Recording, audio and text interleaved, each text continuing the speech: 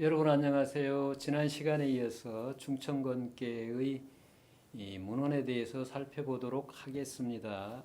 문헌이란 얘기는 그 꾸미는 말이라는 얘기도 하기도 하고 빛나는 말.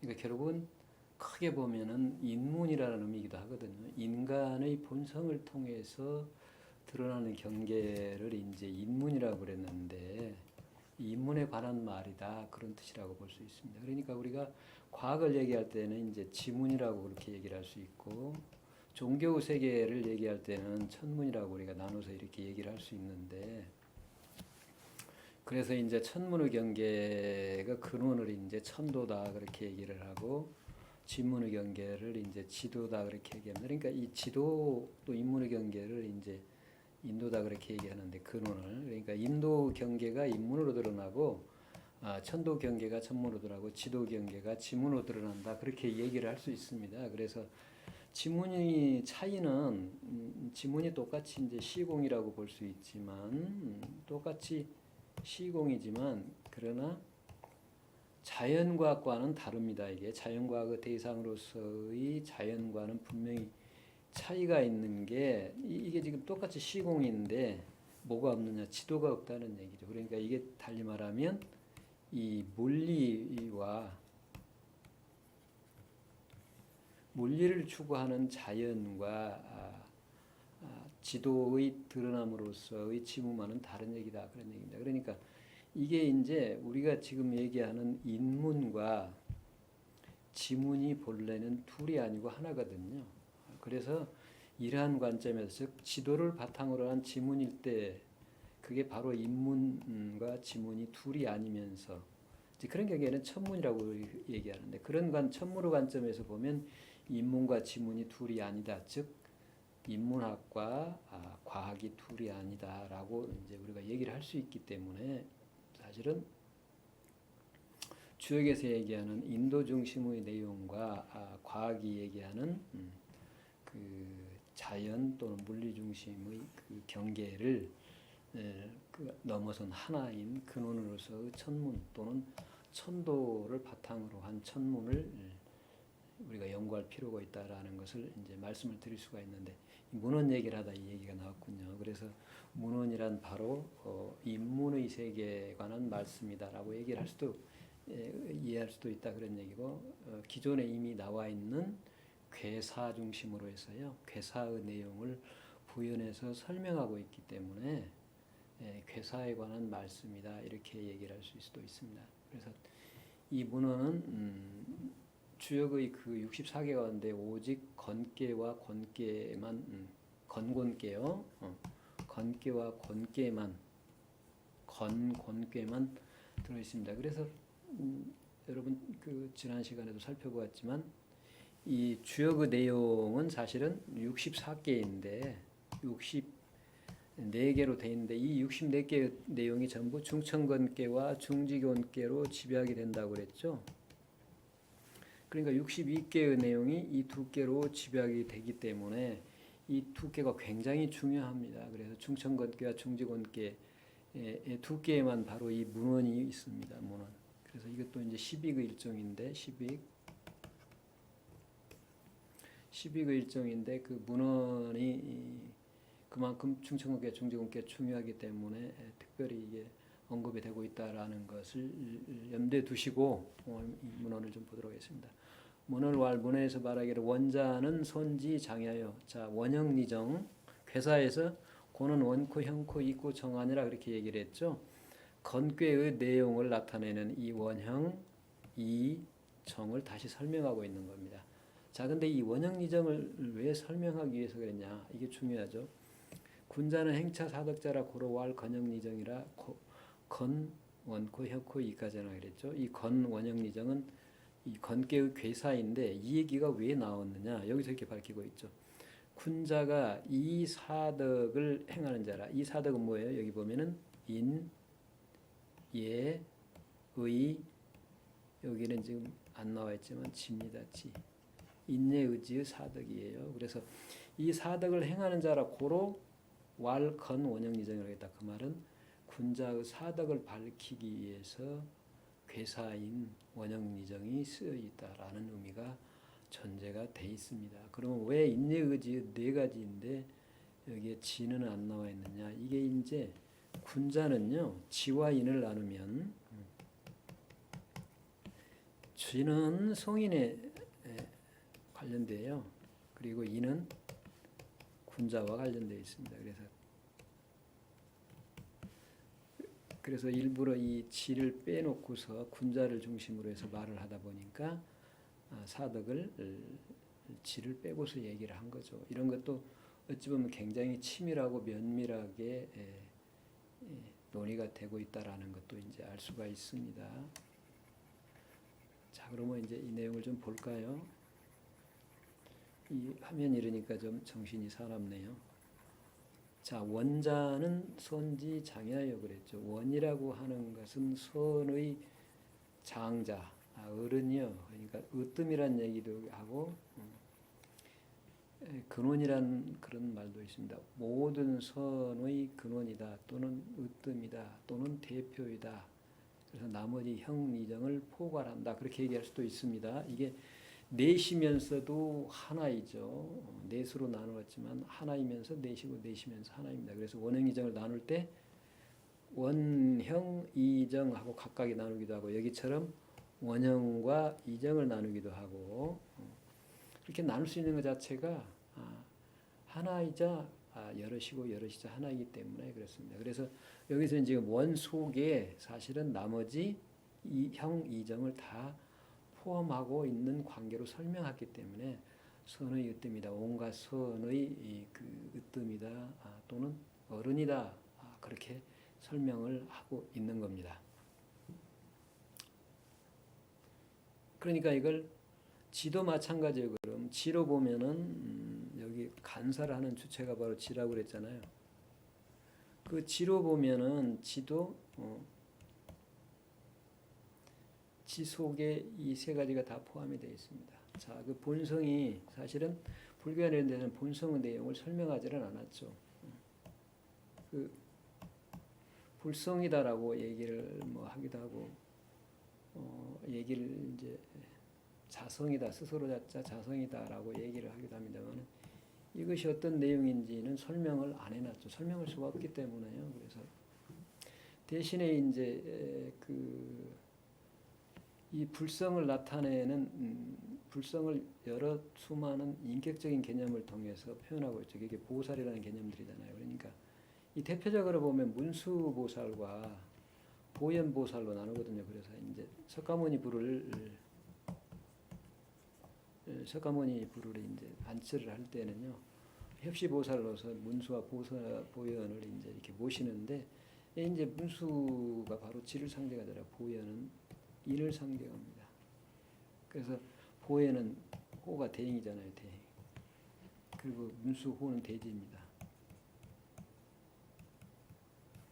이건 바로 본성의 불성의 내용인 지성과 인성을 인격화시켜서 설명을 하고 볼 수 있습니다. 그러니까 수많은 이제 그 이후에 보살들이 끊임없이 나타나는 게 자성 불성을 어떻게 표현할 수가 없는데 그게 현상의 측면에서 운신 몸을 운전하는 행으로 드러날 때 이제 덕이라고 그러는데 이 덕이 용심과 운신을 통해서 드러나는 덕을 중심으로 이제 자성 불성을 표현하자니까 수많은 보살들로 다양하게 이름을 나타내죠. 그래서 다만 이제 그 보살들을 대표하는 게 둘로 나눈다면 이렇게 문수와 보현으로 했다 이제 이렇게 설명을 드릴 수가 있죠. 이와 마찬가지란 얘기입니다. 여기서도 인을 얘기하면 인 속에 반드시 지가 들어 있고 지를 얘기하면 진 속에 인이 들어 있습니다. 그러니까 인과 지는 구분할 수 있는 게 아니지만 방편상으로 어쩔 수 없이 이렇게 나눠서 설명을 할 수밖에 없다.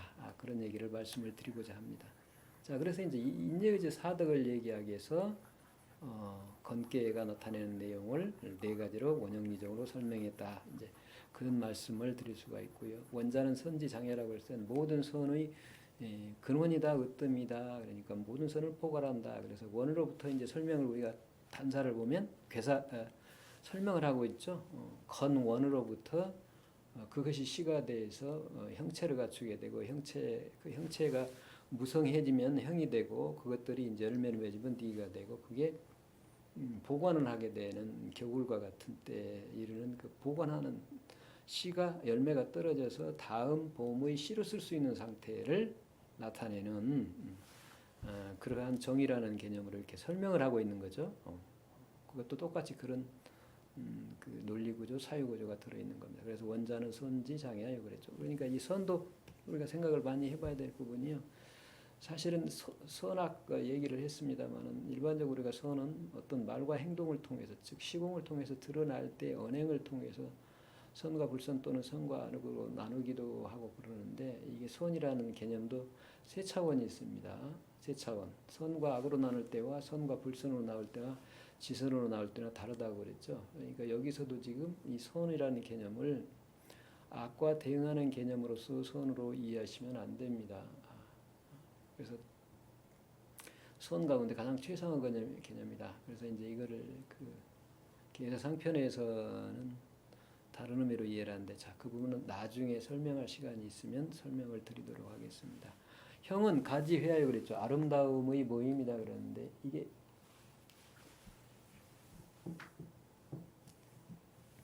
이게 지금 아름다움 모임이다라고 그럴 때 아름다울 가짜요 모일 해자인데 그 각각의 모든 생명의 현상에서 드러날 때 그 각각의 모든 것들이 각각의 아름다움을 스스로 다 갖게 된다 그런 얘기입니다. 그러니까 우리가 그 미학에서 얘기할 때 어떤 미가 보는 나에게 있느냐, 인간으로서 나를 느끼는 나에게 있느냐, 아니면 밖에 사물에 그 아름다움이 있기 때문에 내가 느끼느냐 하는데 사실 이거 그렇지 않다는 얘기죠. 보는 나도 상대방도 다 아름다운 거다. 그러니까 그 아름다움이 모여진 총체의 모든 것들이다. 그게 이제 나무로 보면요, 여름에 이르서 나뭇잎이 무성한 것과 같다 그런 얘기입니다. 그러니까 이게 지금 형에서 원에서 시작을 해서 형에서는 밖으로 외적인 성장을 하는 것에 비유를 해서 표현하고 있죠.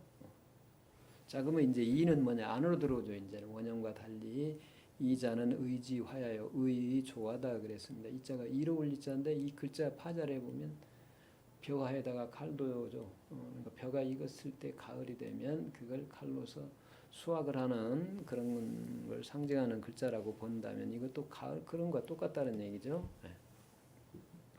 정자는 사지 가느냐라 그랬더니 이 정자가 그 바를 정자로 일반적으로 많이들 설명을 합니다만 어쨌든 그 정이라는 것은 일의 줄거리다. 일을 주관하는 존재이다.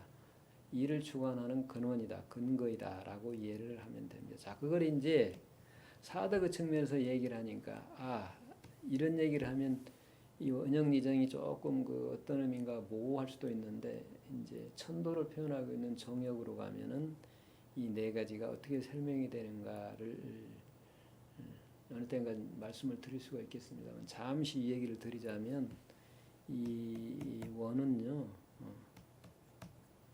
원은 원역 또는 책령역자를 써서요. 원역 또는 원역이라고 그러거든요. 여기는 375일역이에요. 그리고 형 니는 이게 366일역이고 365와 4분도지 1일역이 됩니다. 그리고 정은 360역이에요. 이걸 이제 정역이다 그런 얘기죠. 바른역이다 그렇게 얘기를 합니다. 중정역이다 그런 얘기고요. 이거를 이제 불을 윤자를 써서 윤역이다 그럽니다. 지금 현재의 시대는 거니까 윤역이다 그 말이죠.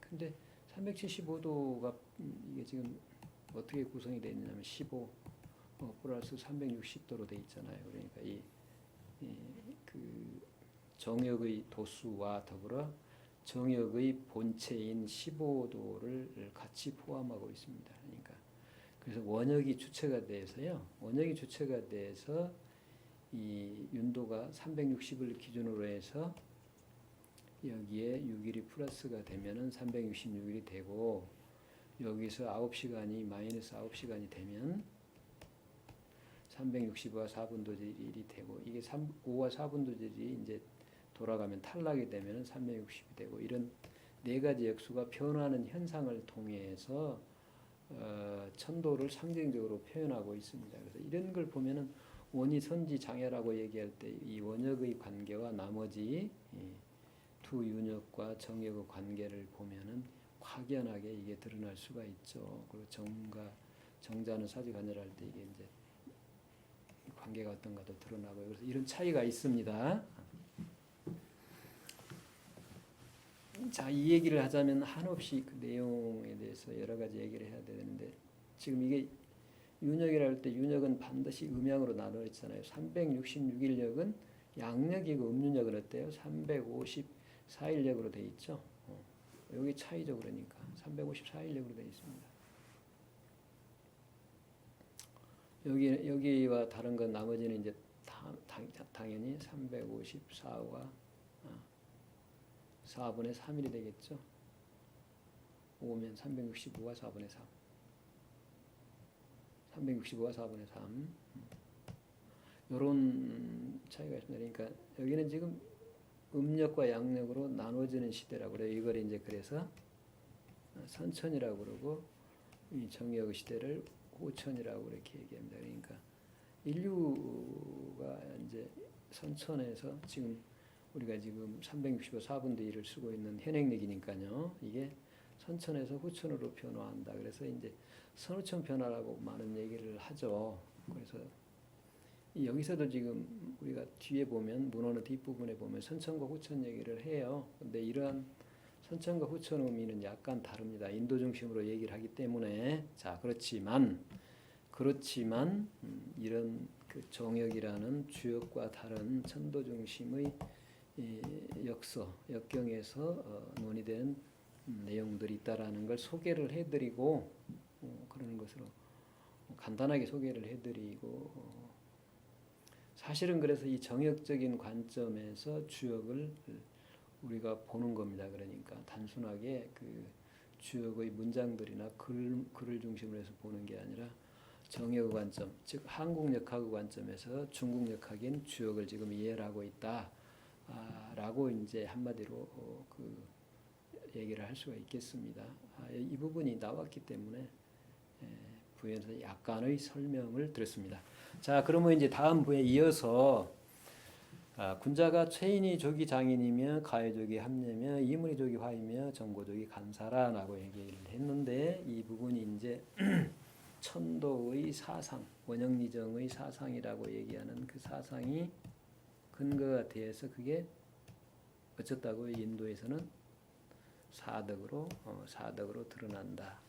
이제 이걸 얘기를 하고 있는 거예요. 그러니까 사상과 사덕은 둘이 아니다 그런 얘기죠. 자, 그럼 사덕에 대해서 어떻게 얘기를 하고 있는가 볼까요? 즉, 자 나와 밖의 대상으로서의 사상을 주체화시켜서 내면화시켜서 내 마음 안에서 수용을 해서 본성을 주체로 이걸 자각하게 되면 내 몸을 통해서 원형리정의 사상이 뭘로 드러난다고요? 사덕으로 드러난다. 그런 말입니다. 이게 이제 주체적으로 자각한다. 그러니까 내 심성 내면으로 내면화시켜서 깨닫는다. 그런 걸 양자 관계를 통해서 이해를 해야 된다. 그러니까 자꾸 우리가 지난 시간에도 그랬지만 언어나 또는 궤요나 이런 것들의 내용을 밖의 대상으로 보지 말고 그리고 그걸 그냥 분석을 하지 말고 내 마음 안으로 끌어들여서 마음 안에서 내 본성과 일치시켜서 이해해야 된다는 얘기가 그런 얘기죠. 여기서 그대로 적용이 됩니다. 지금 우리가 살펴보았던 그 주역을 이해하고 다른 학문을 인문학을 하는 방법을 몇 가지를 얘기를 했는데 그걸 그대로 지금 적용을 해서 공부를 해보는 걸 지금 말씀을 계속 드리는 겁니다. 그 원을 그러면 어떻게 하느냐? 원자는 선지장애라고 그랬을 때 그 이 글을 읽고서 우리가 어떻게 이해를 해야 되냐? 체인이 조기 장인이다 그랬습니다. 인을 체득함으로써 이 체자가 몸체차입니다. 그러니까 아까 육효로 본다면 육효가 이제 어떤 그 관계이냐면요. 중천건께 우리가 보고 있는데 초효에서 육효까지 봤잖아요. 자, 초효에서 육효까지 봤는데요.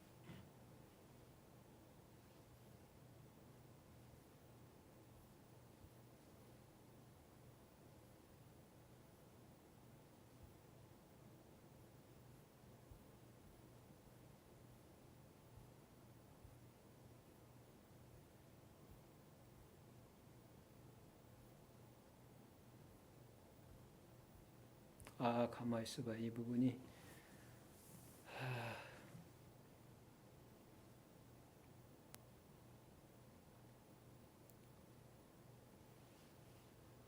예, 이 부분이 지금 빠져 있는 부분이 있습니다. 우리가 문헌에 들어가기 전에 그 살펴봐야 할 내용이 있는데 이 부분이 빠져 있군요. 다음 시간에 그걸 살펴봐야 되겠습니다. 이게 빠져 있습니다.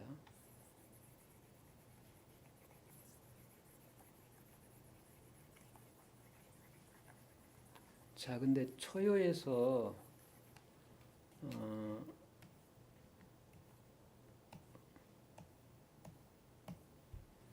초요에서 입지를 한다고 그랬잖아요. 입지를 한다고 이건 지적인 작용이라고 그랬죠. 지적인 작용이고 이게 2회에서는 견성을 하게 되고 3회에 이르게 되면은 주체화시켜서 내면화시켜서 찾고자 하고 그 찾는 것을 찾고자 하는 마음을 놔버리고 드러남을 지켜보다가 5회에서 이제 대인한다. 대인의 도를 깨닫는다라고 얘기를 했고, 자, 그 과정에서 사실은 이게 초요하고 상요는 둘이 아니고 이게 이제 시초라면 종말이니까 이게 종말이기 때문에 이게 하나인데 이 시초와 종말이 둘이 아님을 표현할 때 여기서 각각 이 원형미정으로 설명을 해요. 그러니까 다시 그 나눠서 이렇게 설명할 수 있다는 얘기니까 그러니까 여기서는 그러니까 사실 견대인 했다는 얘기는 지성을 깨달았다, 자기 자신을 알았다는 얘기지만 실제는 어쨌다는 얘기죠. 이 지적인 활동을 통해서 깨닫는 동시에 여기서는 깨달음이 깨닫지 않은 존재와 둘이 아니라는 걸 일체를 알게 됨으로써 인에 이르게 된다 그랬거든요. 요게 차이예요. 그러니까 그 언제나 지로 시작을 해서 인으로 끝나지만 지의 이면에는 인이 있고 인의 내면에는 지가 있습니다. 이게 둘이 아니거든요. 그러니까 지를 드러내면 인은 뒤에 있고 인을 드러내면 지는 뒤에 숨어 있고 그렇다고 볼 수 있어요. 그래서 이제 이 원형이정을 이렇게 연결시켜서 우리가 이해를 할 수가 있습니다. 이 사요와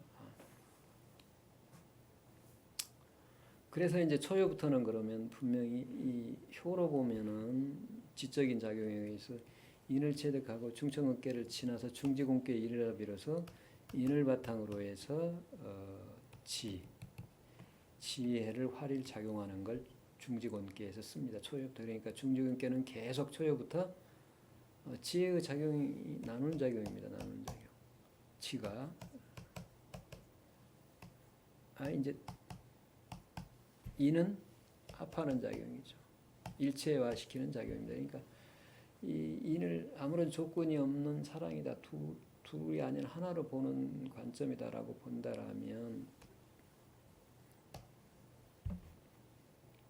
이렇게 양자를 구분해서 볼 수 있는데 합의 이면에는 분이 있고 분의 이면에는 합이 있기 때문에 마찬가지로 인과 지가 둘이 아니기 때문에 이런 설명을 할 수 있다 그런 얘기죠. 그러니까 여기까지 오면 이제 어때요?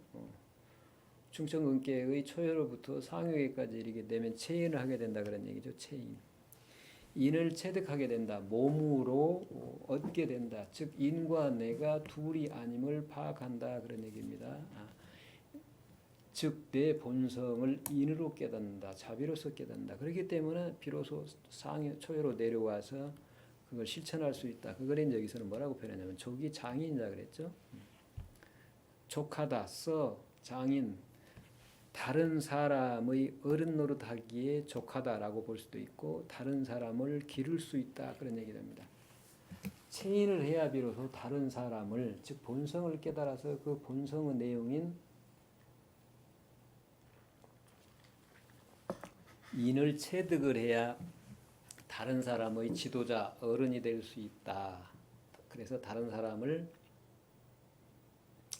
인격적인 존재로 또는 다른 사람의 스승이 되어서 다른 사람을 인격적인 존재로 즉 사람다운 사람으로 길러줄 수 있다. 그런 의미에서 장인이라고 그럽니다. 그러니까 그냥 어른 노릇한다라면 리더 노릇한다는 얘기인데 리더라는 게 사실은 아랫사람을 부리는 존재로만 생각하는데 그러는 게 아니고 사실은 리더는 아랫사람을 섬기는 거거든요.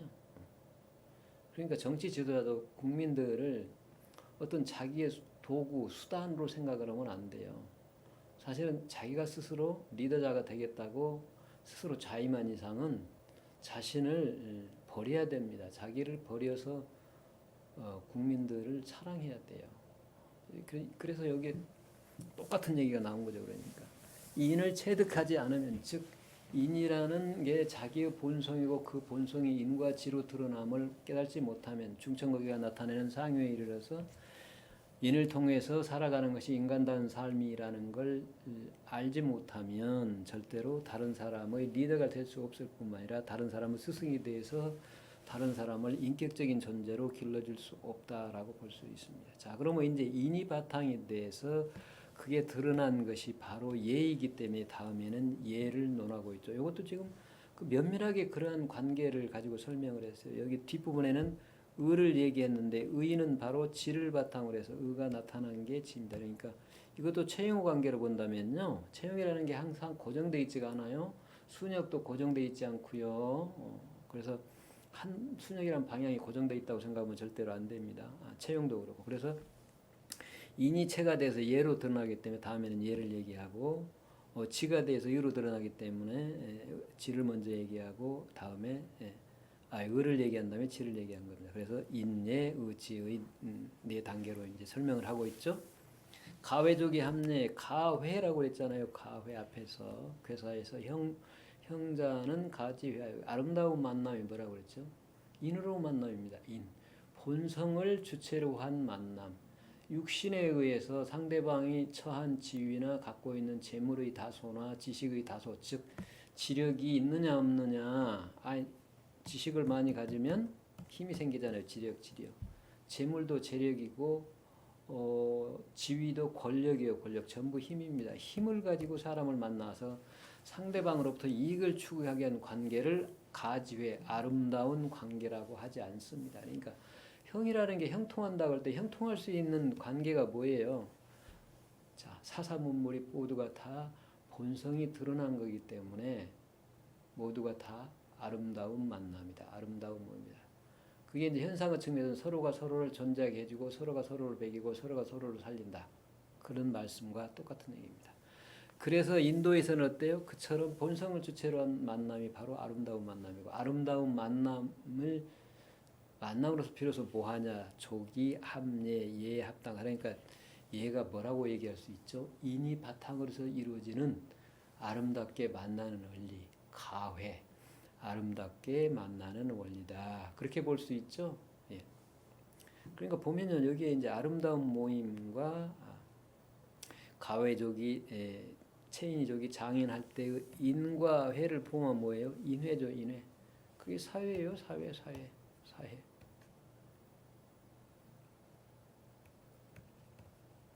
지워져 버리네. 사회. 인회가 인회. 그러니까 우리가 생각하는 사회는 이익에 의해서 서로 이로움을 추구해서 모여진 집단이 아닙니다. 사실은 사회의 국가사회이든 가정사회이든 사람과 사람이 모여서 이루어진 사회의 근원 본질은 바로 예다. 다시 말하면 인이다.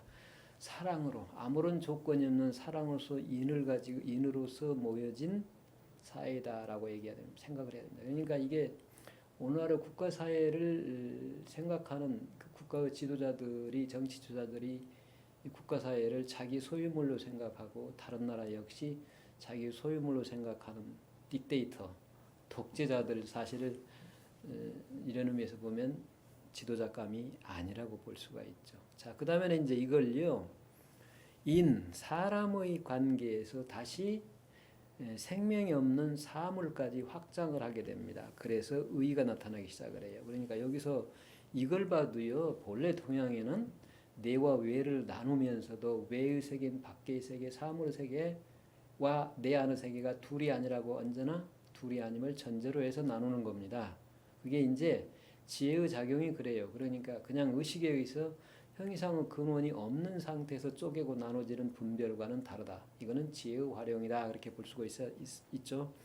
그래서 이제 여기서는 뭐를 얘기해요? 지금 인회, 사회를 사람이 모여진 사물을 얘기하는 것이 아니라 이물이 조기 화에 의해서 물건을 얘기하고 정고족이 간사에서 사를 얘기해요. 사건을 얘기해요. 사물의 세계를 얘기합니다. 자, 사물 세계는 뭐예요? 과거 대상으로 자연이죠. 그러니까 본래 이게 자연과 인외, 인간의 세계가 둘이 아니다라는 걸 여기서도 우리가 확인할 수가 있습니다. 본래 그래서 중요에 가면 이게 내외지도라고 그래요. 인과 성이, 인과 지가 내외, 즉 인간으로서 나와 내 밖의 이 사물의 세계를 하나로 합하는 원리다, 이치다 이렇게 얘기를 해버립니다. 그러니까 본래 나와 밖의 세계가 즉 인간으로서 나의 세계, 인문의 세계와 사물의 세계, 자연의 세계가 둘이 아닌데 단지 우리가 방평상 나누어서 설명을 했기 때문에 표현을 했기 때문에 이게 뭐 해통해야 된다, 통섭을 해야 된다라고 얘기하지만 사실은 그렇지 않다. 이게 하나다. 그래서 그 하나가 바로 뭐냐? 인과 지를 통해서 이루어진다. 그래서 그게 이제 중용에서는 합 내외지도라 그래요. 내외를 내와 외를 합하는 도다. 뭐가? 인지가 바로 사물과 나 인간인 나를 하나로 합하는 도다 그 말입니다. 그러니까 우리가 오늘날 인문학과 자연과학의 경계, 즉 시공의 세계와 인문의 세계와 지문의 세계 또는 자연의 세계와 인문의 세계를 합하는 건 뭐라고요? 인지입니다. 인지.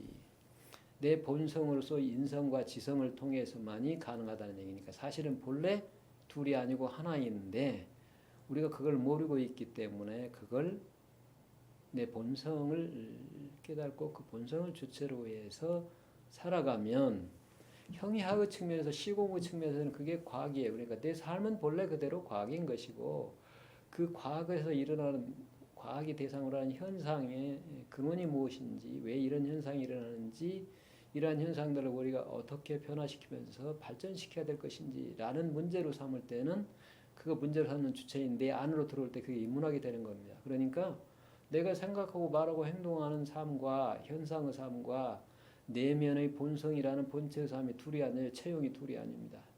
체와 본체와 현상이 둘이 아니고 그 둘이 아닌 경계로 살아가는 게 바로 작용이에요. 작용. 그러니까 체형상이 둘이 아니기 때문에 본래부터 과학과 인문학은 둘이 아니다. 자, 그럼 그 둘이 아님을 알고 둘이 아니게 쓰려면 뭘 알아야 되느냐? 인성과 지성을 바탕으로 해야 된다라는 걸 알 수가 있습니다. 여기서도 이제 주역을 공부하다 보면 바로 그런 점을 우리가 파악할 수 있습니다. 그래서 이물이 조기화이라고 그랬죠. 자, 이자는 의지화가 의로움의 조화로움을 나타내는 게 바로 원형미정의 이라고 그랬는데 그게 현상의 측면에서 보면 어떠냐? 내가 이걸 쓸 때는요, 이물한다 그랬죠. 사물을 이롭게 한다. 이게 중요합니다. 사물이 사물로서 존재하게 해준다. 즉 우리가 사물의 가치를 높여주고 낮춰주고 하는 건 우리 인간이죠. 우리가 스스로 쓰는 겁니다. 그러니까 자 그럴 때 이제 인간과 사물이 본성의 차원에서는 다르지 않아서 성품과 사물의 이치인 네가 둘이 아니기 때문에 성리학에서도 성정이라는 성리라고 합니다. 그래서 그 성품과 내 안의 성품과 밖의 이치 또는 태극이 둘이 아님을 환극이다 그렇게도 얘기를 해요. 그래서 이제 우리가 무극, 태극, 환극할 때 그 이제 삼국이라는 개념이 이제 문제가 되는데 지금까지는 주역을 볼 때 여규태극이라서 변화의 현상에 태극이 있다고 그랬기 때문에 오로지 현상의 측면에서 태극만을 논했었습니다. 그래서 이 태극을 중심으로 이 태극이란 물리학에서 추구하는 그 물리와 똑같아요. 그래서 성리가 성리 내 밖의 불교 세계는 법성과 법의 성품과 내 자성 성품이 둘이 아닌 환극의 경계를 반드시 그 추구를 해야 됩니다. 그래서 이런 점도 바로 무극과 태극과 더불어 이것 불어서치 유세계인 태극과 무세계인 그 무극이 있습니다. 무극. 그래서 이 무극과 태극과 한국의 삼극을 중심으로 해서 역학을 전개되고 있는 게 정역이라는 그 저작인데요. 그래서 이제 정역이라는 한국 역학의 저서인데 굉장히 독특하게 이제 재미가 있어서 서로 이렇게 연관을 시켜서 이해를 할 필요가 있다라는 걸 말씀을 드립니다. 전에도 잠깐 말씀드렸습니다. 어쨌든 사물의 본질은 하이데거도 얘기했지만 영도성이 있다고 그랬습니다. 어떻게 쓰이냐 문제. 그러니까 생명이 없는 것들은 우리가 마음대로 소유하고 마음대로 부수고 한다는 게 아니라 영도성에 따라서 그걸 써줌으로써 그 사물이 가치 있고 의미 있게 해줘야 돼요. 그게 이물입니다. 그러니까 예를 들면 술을 든다, 술을 마신다 그러면 그게 사람과 사람이 처음에 만나서 어색하거나 어떤 그 마음의 장벽이 있어서 서로 가까워지고 소통하기 힘들어질 때 또는 내 마음이 괴롭거나 슬프거나 할 때 그 마음을 풀어주고 릴렉스해서 편안하게 해줄 수 있는 도구로 사용한다면 그게 아주 좋은 거죠. 사람과 사람 관계를 개선시켜 줄 수 있는 것. 근데 이제 그게 너무 많이 마셔서 다른 사람에게 불편을 끼치거나 또는 자기 몸을 망가뜨린다면 그게 올바른 게 아니죠. 담배를 피우는 것도 그렇고 자동차 같은 것도 그렇잖아요. 자동차 과속을 해서 내 생명을 빼앗는 흉기로 쓴다면 그건 이물이 아니에요. 사물을 이롭게 하는 거 아닙니다. 자동차를 만드는 사람의 마음이 본래부터 다른 사람이 그걸 타고 사고를 나게 하고 그러려고 만든 것은 아니에요. 그러니까 그런 사물을 만든 사람의 사물 속에도 그 사랑이 담겨 있어요. 그걸 쓰고서 모든 사람이 행복하고 모든 사람이 이롭기를 바라는 사랑 마음이 담겨 있는데 그 마음에 쓰지 않고 내가 내 쾌감을 느끼겠다고 과속을 하다가 다른 사고를 해서 다른 차를 망가뜨리고 생명을 이어가게 된다면 그건 이물이 아니죠. 모든 게 그렇습니다. 시간이라는 것도 그래요. 시간이라는 것도 그 시간을 일종의 물건과 같은 건데 올바로 써야지. 그래서 나도 이롭고 다른 사람도 이롭게 써야지. 그렇지 않으면 사물을 사물로서 쓰는 게 아닙니다.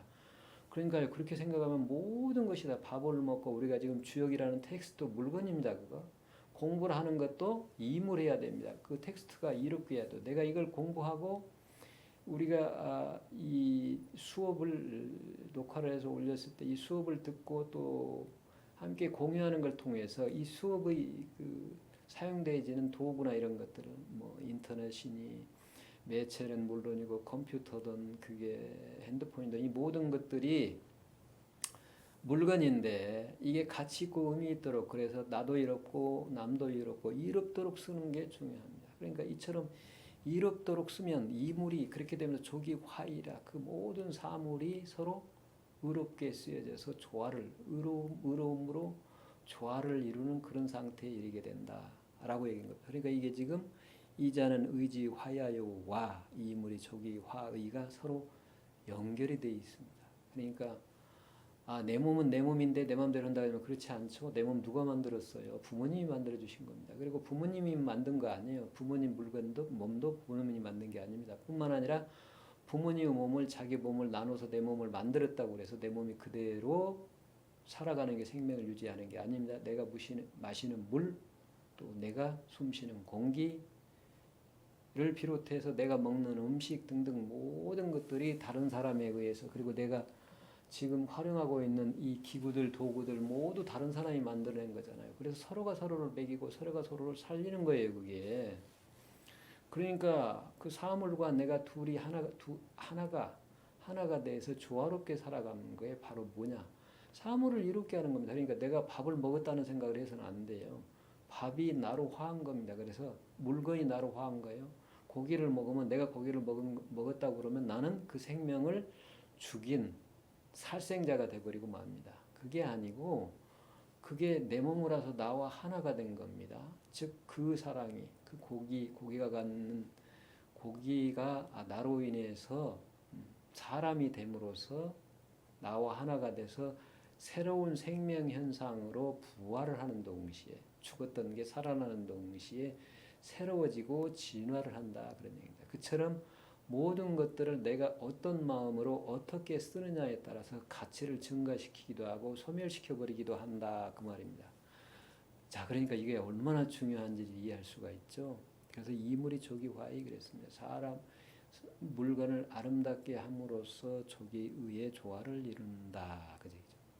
그래서 의지화가 화이가 이인동시에 그게 바로 인간에 있어서 인간을 통해서 이물이라는 구체적인 시공에서 드러난다. 삶으로 원행으로 드러난다. 이걸 봐도 어때요? 원형이정 사상과 인여의제 사덕이 둘이 아니다라는 걸 분명하게 이해를 할 수가 있죠. 그러니까 내가 어느 물건 하나를 쓰거나 음식을 먹을 때에 고기를 먹는 게 죄가 되느냐 죄가 되지 않느냐라는 건 선이냐 악이냐 죄가 되느냐 안 되느냐는 고정되어 있지 않죠. 그렇지가 않습니다. 내가 어떤 마음으로 먹느냐, 어떤 마음으로 대하느냐, 둘로 대하느냐, 하나로 대하느냐가 이렇게 중요한 겁니다. 그러니까 억지로 내가 참 저 물건이 나와 둘이 아닌데 고맙다라는 것도 중요하지만 저절로 그 마음이 일어나지가 않아도 본래 둘이 아니면 알고 먹는 사람은 과식하지 않고 영양 과다로 맛있는 것 먹으러 돌아다니지 않습니다. 꼭 필요한 것만 먹게 돼요. 그래서 근검 전략을 하게 됩니다. 그게 돈이 됐든 뭐가 됐든 써야 될 때 쓰고 쓰지 말아야 될 때는 안 씁니다. 자기의 식도락을 위해서 시간을 낭비를 하고 그러지를 않는다 그 말입니다. 그게 차이입니다. 음식이라는 건 내가 먹고 생명을 유지하고 그 생명으로 서로가 서로를 이롭게 하는데 필요하기 때문에 먹을 뿐이에요. 그걸 내가 쾌락을 느끼는 도구로 활용을 하고 음악을 듣든 뭐 듣든 모든 거 다 내 몸을 내 쾌락을 느끼기 위한 도구로 써버리면 나는 이 내 몸에 대해서도 잘못 쓴 겁니다. 그러니까 내가 숨쉬는 공기며 마시는 물 하나 그 어떤 것도 감사하지 않으면습니다. 저는 그런 걸 느껴서 어느 순간에요. 제가 유성 시장을 가다가 그 시장에서 가끔 머리가 복잡하고 답답하면 시장을 가는데 그 어떤 아주머니가 글쎄 아마 손주에게 뭔가 사주려고 그랬죠. 저희 할머니도 그러셨으니까요. 시간이 나면 그때는 돈이 없으니까 이제 알바를 하세요. 그러면 그 어느 대학이나 이런 데 가서 종일 떼약밭에 잔디 심어진 데 띠풀을 자풀을 뽑고 나면 얼마를 줘요. 그럼 그걸 받아가지고서 손자를 먹이겠다고 조금씩 뭐를 사다 주시고 그리고 이제 먹는 걸 보고 흐뭇해 하시고 그러죠. 아마 그분도 그랬던 모양이에요. 저희 그 할머니처럼요. 그 지나가다 보니까 그 할머니가 이제 뜨거운데 낮인데 보니까 뭐 고추니 뭐 그 상추니 이런 것들 다 합쳐도 아마 2~3천원밖에 안 될 거예요. 근데 거기에 찌그러진 냄비에 부르튼 라면을 이렇게 입으로 가져가다가 먹으려다가 제가 가는 순간 쳐다보고 저를 쳐다봐요. 그게 혹시 살까 하는 거죠. 자, 겉으로 보는 현상은 간단합니다. 그 팔려고 하는 노파와 지나가던 사람으로서 내가 그걸 보는 눈을 마주쳤다는 거 다 하나뿐이에요. 근데 저는 그 순간 온몸에 전율을 느꼈어요. 이 할머니가 그렇듯이 그냥 할머니가 그런 그 순간 그 마음이 느껴진 거죠. 그런 마음뿐만이 아니고 지금 내가 이게 덥다고 느끼지만 사실은 이 더운 떼약볕이 없으면 벼가 자라서 익을 수가 없잖아요. 그래서 내가 밥을 먹을 수가 없죠. 그리고 여기에 지금 내가 덥다 그러면 길을 걸어가면서 포장을 해놨기 때문에 그 길을 걸어갈 수 이렇게 사람들이 모였기 때문에 물건을 사러 시장에 올 수 있고 모든 것들이 그래요. 단순하게 그냥 그들이 각자 자기의 생각으로 온 것 같지만 그것들이 서로 하나로 연결이 돼서 지금 내 눈앞에서 전개되는 걸 내가 보는 순간 그런 생각이 됐어요. 저도 모르게 울컥하고 온몸에 감동이 오는 거예요. 온 우주가 나에게 사랑을 베풀어주고 있구나. 내가 매 순간 온 우주가 베풀어주는 사랑으로 살아가는구나 하는 걸 느끼면서 울컥한 겁니다. 자, 그 자리에는 시비 선악이 있어요? 없습니다. 내가 표현하건 표현하지 못하건 알건 모르는 것 모두가 다 그렇게 이물이라고 표현을 안 해도 서로가 서로를 이롭게 하고자 돕고 서로가 서로를 살리고자 하는 게 바로 생명현상이에요. 본래의 조화를 이루면서 사는 겁니다. 그렇게 사는 거예요. 그게 우리가 그걸 느끼고 사느냐 모르고 사느냐 뿐이지. 자, 그런 걸 생각해 보면요, 뭐 하나 써도 근검전략하지 않을 수가 없죠. 그냥 도중에 쓰다가 보기 싫으면 버리고 그럴 수가 없는 겁니다. 자동차도 뭐 새로운 거 나오면 쓰다가 바꿔버리고 중고차 바꾸고 뭐 어떤 면에서는 소비도 해주긴 해줘야 되죠. 경제가 어려울 때는요.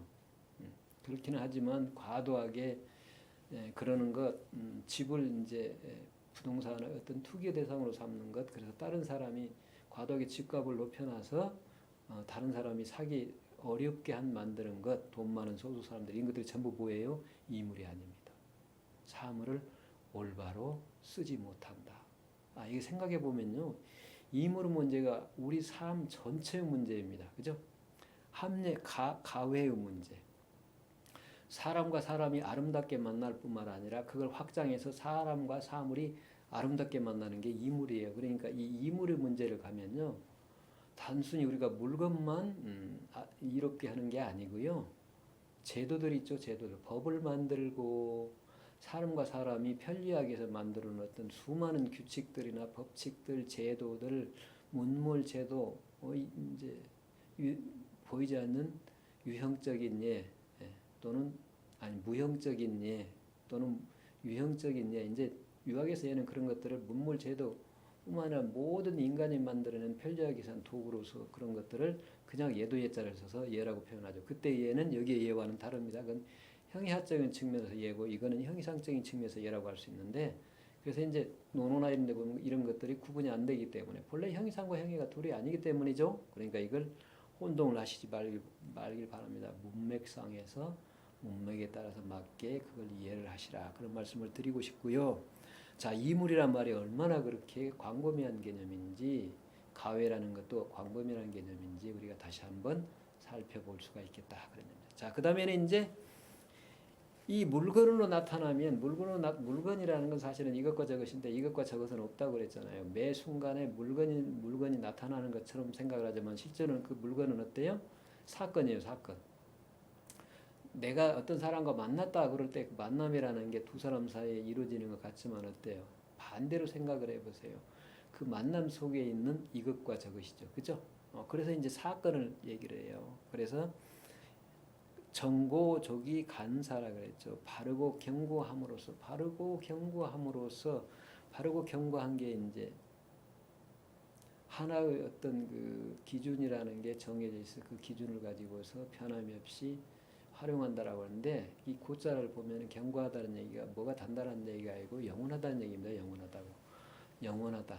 자, 그러니까 지성이 영원한 건데 영원하다는 얘기는 매 순간순간 다양하게 드러나는 겁니다. 다양하게 드러나요. 그래서 그 지성이 바로 뭐냐?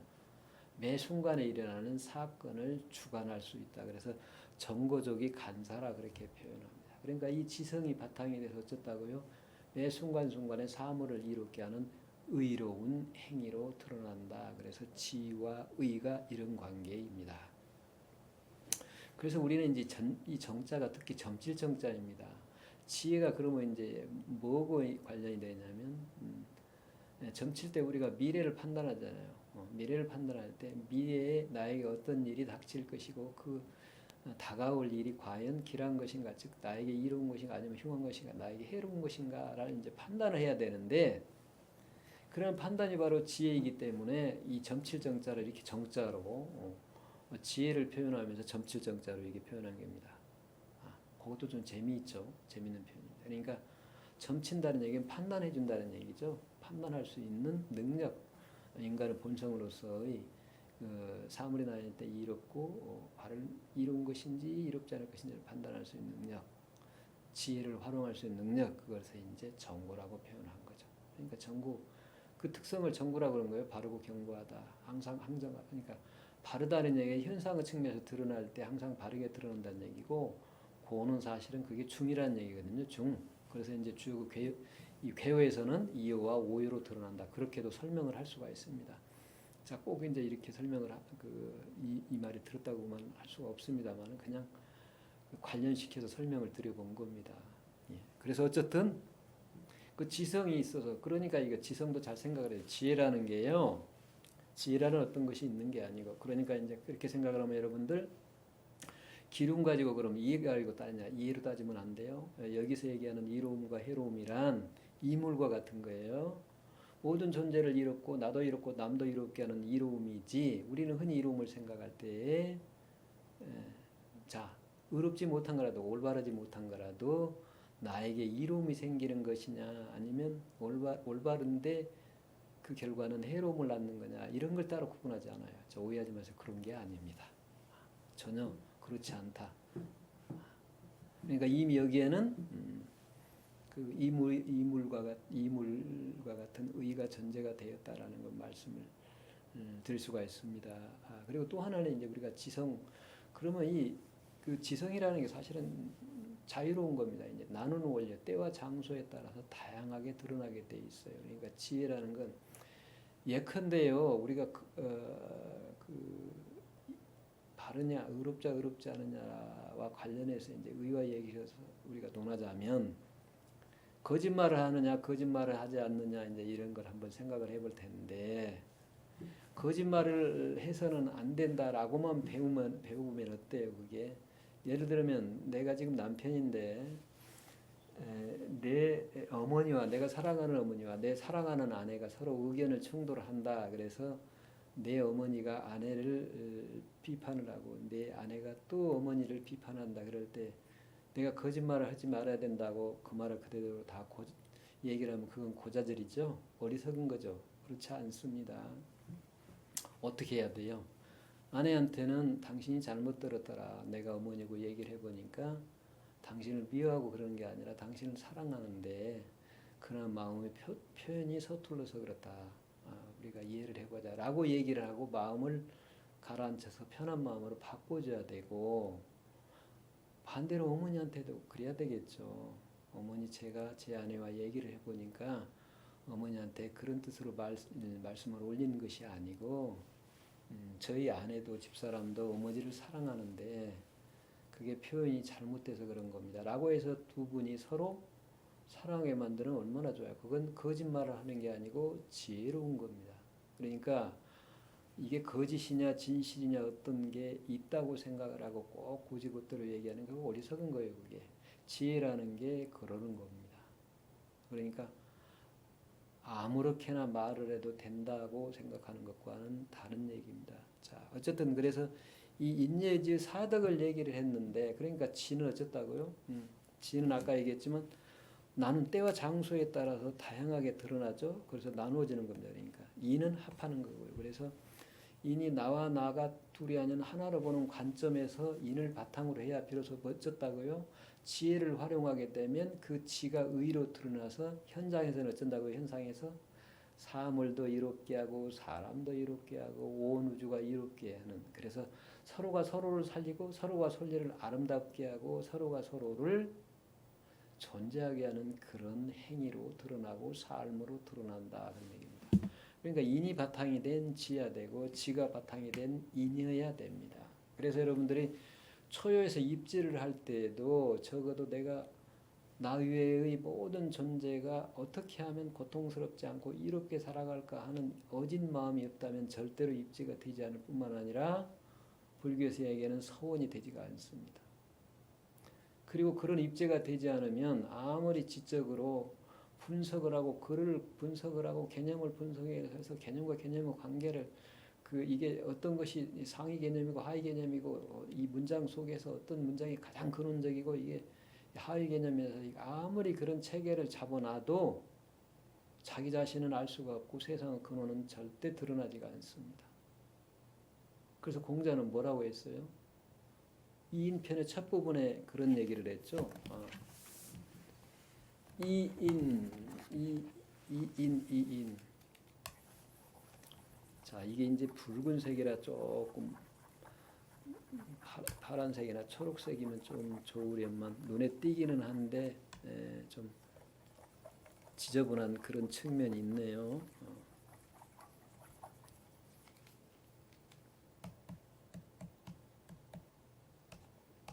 이인이라고 그러죠. 마을리자 또는 살리자인데 살리자 살리로 일삼적으로 이거 이인이 위민이 그랬잖아요. 이인이 아름답다. 그러니까 이거 주의나 이런 후대 성략자들이 어떻게 이거 해석을 했어요. 어진 사람이 사는 마을에 살면 아름답다 그랬거든요.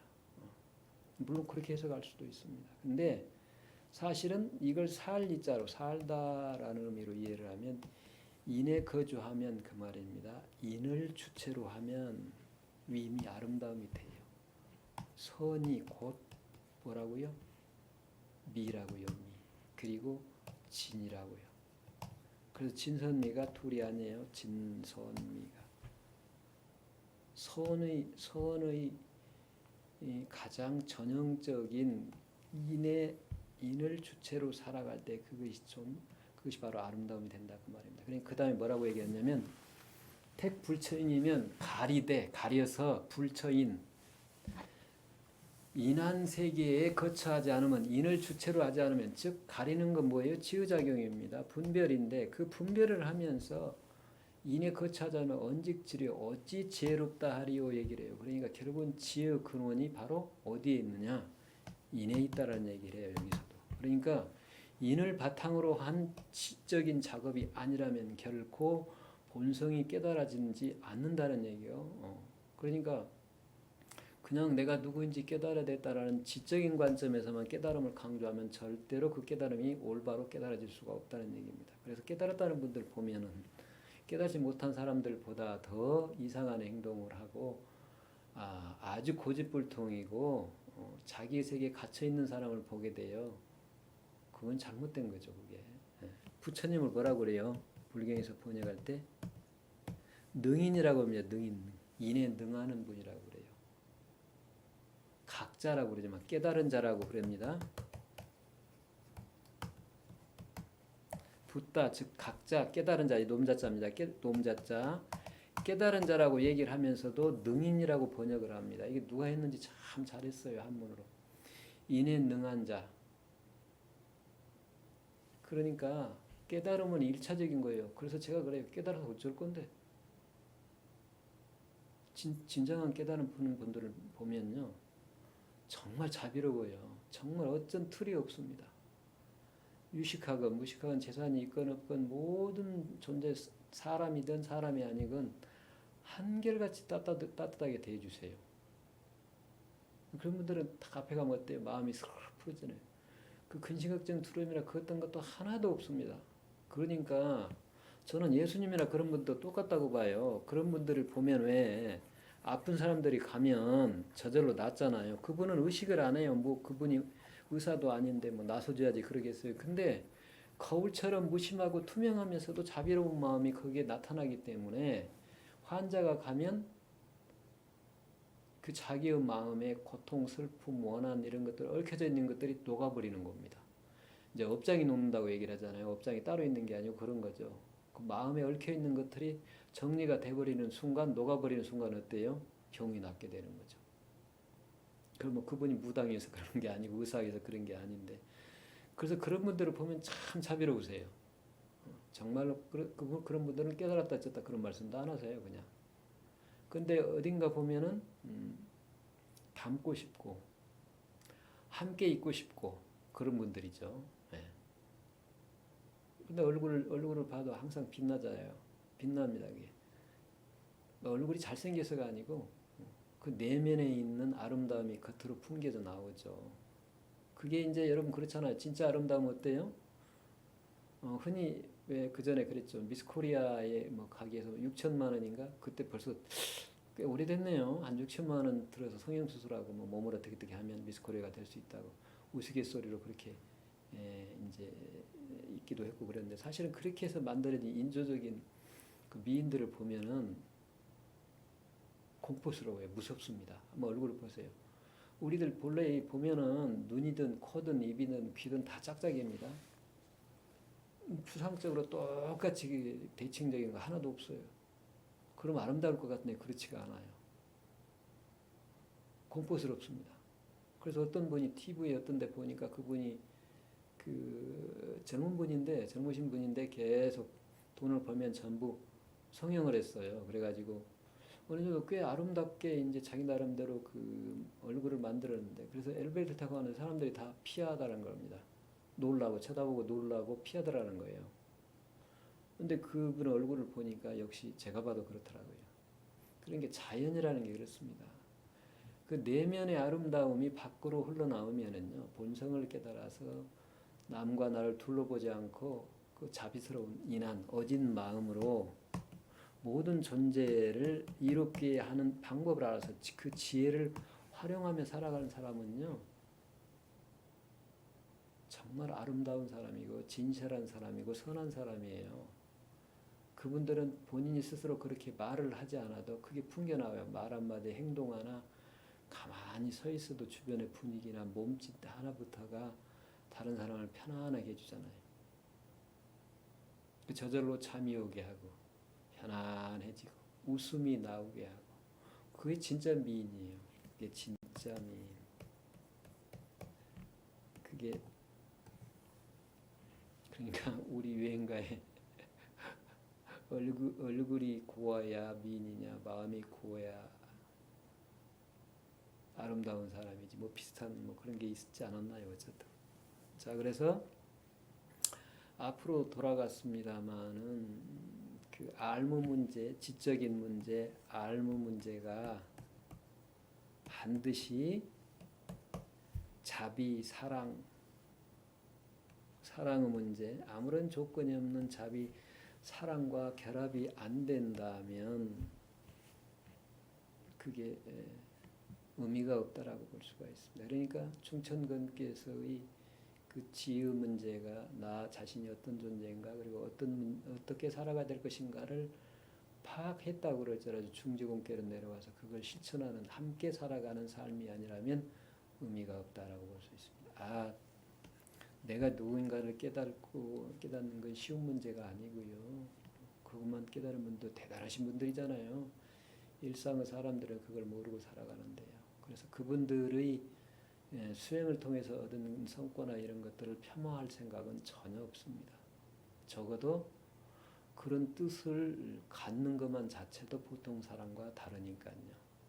그러나 이제 더 좀 원한다면 자 그게 어떤 시인이 그랬죠. 혼자 살면 무슨 재미인겨 그랬죠.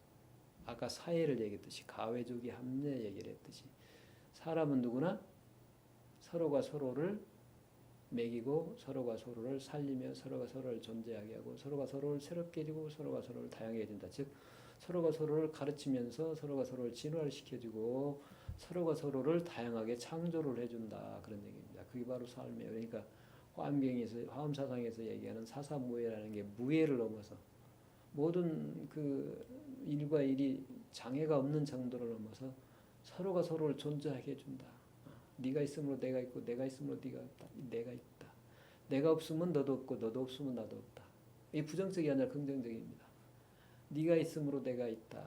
그걸 하나 네가 있으므로 내가 있다라는 걸 인이라고 표현한 겁니다. 인이라고 표현한 거. 그렇기 때문에 또 다른 너인 네가 너로 하여금 존재하게 해준다가 바로 지혜예요. 그잖아요.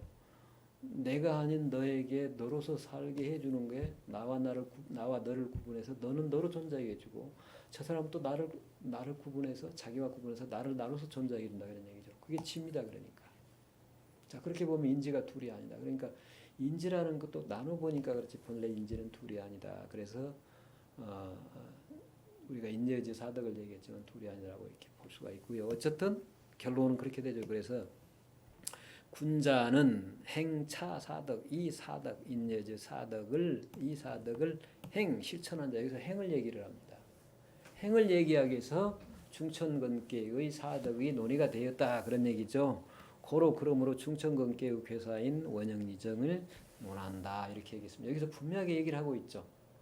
사덕을 행하기 위해서 실천하기 위해서 하는 것이지 머리로서 마음으로 생각을 해서 단순하게 깨닫기 위해서 중천근계를 논하고 초엽도 상요에 이르기까지의 용심 마음 쓰는 걸 통해서 자기 자신이 어떤 존재인가 어떻게 살아야 될 것인가 즉 정명을 깨닫는 게 문제가 아니다라는 걸 여기서 분명하게 밝히고 있습니다. 자 그런 측면에서 우리가 주역을 좀 오늘날 우리 시대 이제 정보가 너무 많이 유행이 되고 흘러가면서 가짜 정보도 많으면서 빅데이터 정보를 산출하는 그 주체가 너무 많죠. 다양하죠. 한정이 된 게 아니라 너무 많고 양도 폭발적으로 많고 시간도 짧은 순간에 많이 만들어내고 그러다 보니까 그걸 우리가 어떻게 해서 활용할 것인지를 모르게 돼요. 그래서 이제 지성이 중요하게 된 겁니다. 이게 가짜인지 진짜인지 그리고 이걸 내가 뭐를 수용해서 이걸 어떻게 활용해야 될 것이니까 굉장히 중요해집니다. 특히 AI를 여러분이 써보면 알겠지만 제미나이 또는 제미니 그 바드로에다가 바꿨죠. 이런 글 써보면 AI를 써보면 우리말 영어로 번역하고 이런 거 참 잘해줘요. 근데 이런 주역이나 정의역과 같은 그러니까 유가 사상, 불가, 도가 사상 이런 것들을 특히 한국 사상에 대해서 물어보면 하나도 모릅니다. 대답하는 거 100% 거의 100%가 가짜예요. 그냥 자기가 있는 기존의 정보를 조합해서 짜집게 가지고 이상한 엉터리를 많이 얘기를 합니다. 근데 모르는 사람은 그거 다 그대로 믿고 쓸 거 아니겠어요. 그 일부러 거짓말한 거 아니잖아요. 거짓말하는 게 아닌데 그러는 겁니다. 그러니까 그런 것들도 우리가 생각을 해봐야 된다는 얘기예요. 지금 AI 시대에 우리가 과연 AI를 어떻게 발전을 시키고 어떻게 써야 될 것인가 보면 심각한 겁니다. 그게 이제 AI 인공지능을 탑재한 로봇이나 이런 것들이 점점점 발달하게 되면 그래서 인간과 대등한 지능을 갖게 되고 앞으로는 싱귤러리티 인공지능이 인간의 지능을 넘어서는 때가 온다고 2045년이라고 그랬지만 점점 빨라진다고 그러잖아요. 그런데 현재도 능가한 게 많죠. 어찌 보면 계산하는 연산하는 거 컴퓨테이션하는 것은 인간이 따라갈 수가 없잖아요. 그러니까 연산 능력이나 이런 것 중심으로 다치죠.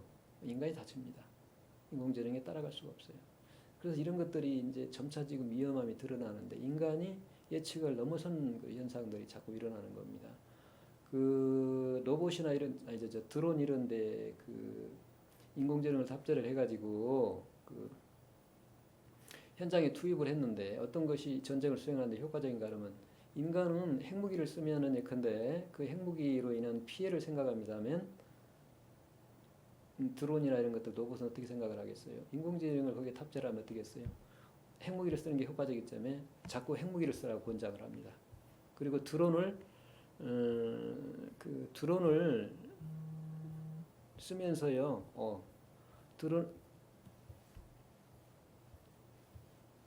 드론으로 이제 그 명령을 내리면서 이게 자꾸 넘어가네요. 이게 다음에 공부할 건데 드론을 쓰면서 그 드론의 드론을 이제 공격을 할 것인가 말 것인가 어떤 것이 전쟁을 효율적으로 할 것인가 그런데 어쨌다고 그랬죠. 그 드론을 조종하는 사람을 살해하는 게 더 효과적이다. 그런 결론을 내리고 살해해버리려고 그런 경우도 있죠. 이거 예측할 수 없는 겁니다. 그러니까 그게 이제 뭐예요? 우리가 정의라는 게요. 참 우리나라 사람들 정이 많잖아요. 굉장히 정이 많죠. 그래서 정 때문에 문제가 많이 되잖아요. 사적인 정이 너무 신경을 써버리면 어때요? 이 조직이 사회가 국가사회든 어떤 가정사회든 혈연, 지연, 학연에 따라서 그 자기 집단의 이익을 위해서 공적인 이익을 다 버려버리면 어떻게 됩니까? 이게 정의라는 게 잘못 쓰는 거예요. 이게 정이 나쁜 게 아닙니다. 근데 이게 혈연, 지연, 학연의 측면에서 정을 쓰기 때문에 잘못된 것일 뿐입니다. 사실은 올바르게 써야 되죠. 정이 뭐 때문에 나온 거니까. 이 본성이라는 인이 몸을 통해서 드러난 거니까요. 그게 이제 사덕이 다 그대로 연결이 되어 있는 거니까요. 그런데 그런 감정이 없잖아요. 뭐가요? 인공지능이라는 감정이 없으니까 그런 판단을 내릴 수밖에 없는 거죠. 근데 지금 우크라이나 전쟁터나 이런 데서 그런 그 인공지능을 쓰고 있거든요. 예를 들면 이제 그걸 쓴다고 그래요. 그 전사자들이 신원 파악을 하는데 러시아는 오히려 그 신원 파악이 잘 안 된다는 거죠. 왜냐하면 그 군인들의 신상 정보가 다 확보가 안 됐다는 거예요. 근데 우크라이나에 가서 미국의 그 인공지능을 이용해서 신상 파악하는 그런 프로그램을 개발한 사람이 우크라이나로 가가지고 이미 그 이전에 러시아나 세계의 그 신상 파악하는 정보 자료를 다 활용이 됐다고 그런 얘기죠.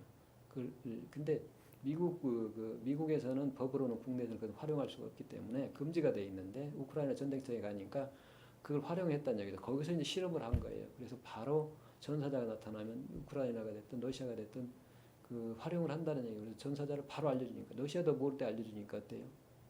홍보 효과가 나타나는 거죠. 그러니까 오히려 두렵잖아요. 자기들도 전사자가 모르는데 누가 전사를 했는지 모르는데 상대인 적국에서 전사자를 파악하고 그런다. 이게 이제 그 안면 인식하고 이런 것들과 관련이 되어 있는데 지금 그렇게 사용을 한다는 거예요. 그리고 이스라엘이나 하마스 공격을 할 때도 그게 다 사용이 된다고 그러죠. 그러니까 전쟁을 성공을 하려면 그 리더를 지도자를 사살을 해야 되잖아요. 그게 가장 쉬운 방법이잖아요. 근데 이제 그때 사람이 하면은 그 사람을 구분해서 하자면 인공지능이 한다면 어떻게 돼 있어? 인공지능이 이 탑재가 된 드론이나 이런 것들을 한다면은 그 구분이 잘 안 된다고 그러잖아요. 그러니까 예를 들면 그 리더 한 명 사살하는데 민간인 희생자가 몇 명이 돼도 좋다는 이런 규정을 둬서 그 지도자를 사살하라고 그러면 적군의 우두머리를 사살하라고 그러면 그냥 그대로 들어오는 사살을 한다는 얘기죠. 이런 얘기도 예를 들면 이게 지금 그렇게 적용해서 그럴 수 있다는 얘기죠. 그래서 이런저런 것들이 사실은 우리가 그냥 말로만 듣고 하는 게 아니라 실제로 우리 삶에서 쓰여지고 있는 현실을 볼 때 이물이라는 것, 사물을 이롭게 한다는 문제가 굉장히 큰 문제이다라는 걸 다시 한번 생각해 볼 수가 있습니다. 자, 오늘은 이걸로 마치겠습니다. 수고 많았습니다.